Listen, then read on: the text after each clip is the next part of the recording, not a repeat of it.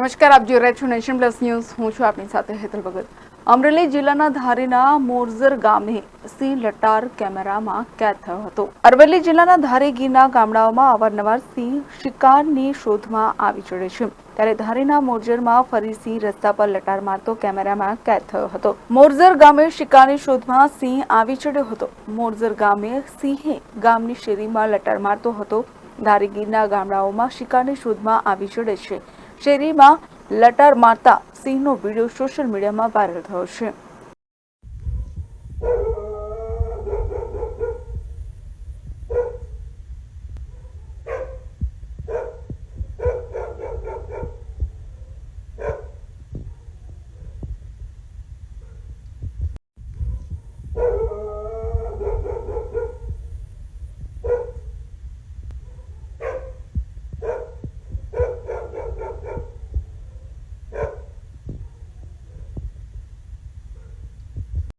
Report nation plus news Amreli.